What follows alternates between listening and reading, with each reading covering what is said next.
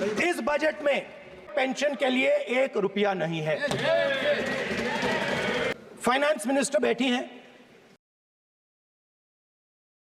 आप अपने आप को देशभक्त कहते हो, मगर जब जवानों को पैसा देने की बात आती है तो बजट में आपको 1 रुपया नहीं दिखाई देता।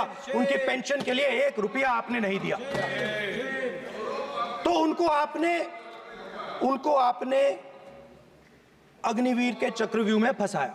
वन रैंक वन पेंशन के लंबे चले आ रहे मुद्दे पर राहुल गांधी ने भरे सदन में वन रैंक वन पेंशन बढ़ोतरी का मुद्दा उठा दिया और पेंशन बढ़ोतरी का मुद्दा उठते ही मोदी सरकार के भी कान खड़े हो गए। साथियों, आप सभी जानते होंगे ओआरओपी का तीसरा रिवीजन किसी भी दिन जो ऑफिशियल टेबल है वो पीसीडी इलाहाबाद के द्वारा जारी हो सकती है, लेकिन ठीक पेंशन रिवीजन से पहले सदन में जबरदस्त हंगामा पेंशन बढ़ोतरी को लेकर बना हुआ है। हर एक सांसद, तकरीबन हर एक इंडिया गठबंधन का सांसद पेंशन बढ़ोतरी का मुद्दा सदन के अंदर उठा रहा है।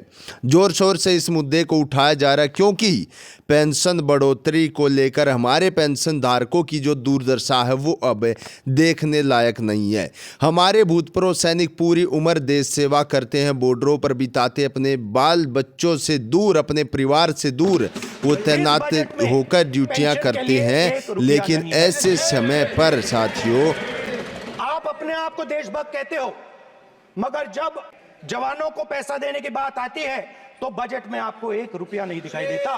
उनकी पेंशन के लिए 1 रुपया आपने नहीं दिया,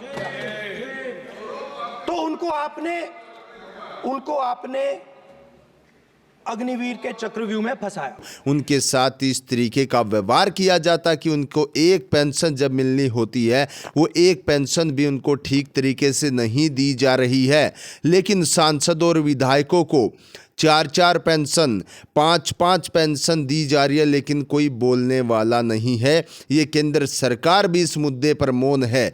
क्यों? क्योंकि अगर इस मुद्दे पर बोलना पड़ गया तो जो सांसदों की 4-4, 5-5 पेंशन दी जा रही हैं वो बंद हो जाएंगी और हमारे भूतपूर्व सैनिकों को कुछ देना पड़ जाएगा। लेकिन अब की बार हमारे भूतपूर्व सैनिक शांत नहीं बैठने वाले हैं। जमकर संसद में भी पेंशन बढ़ोतरी का मुद्दा उठाया गया है, इक्वल एमएसपी का, पुरानी पेंशन स्कीम का भी मुद्दा संसद के अंदर उठाया गया है, लेकिन अब सरकार चारों तरफ से घिर चुकी है। देखने वाली बात यह है कि आखिरकार कब जाकर ओआरओपी, असली वाली ओआरओपी लागू होती है। और इस चीज को लेकर लगातार सदन में बहुत भारी हंगामे के साथ अब हर बार आवाज उठाई गई है। तो देखने वाली बात यह क्या तीसरे रिवीजन में ये सरकार ठीक तरीके से पेंशन रिवाइज करती है या नहीं।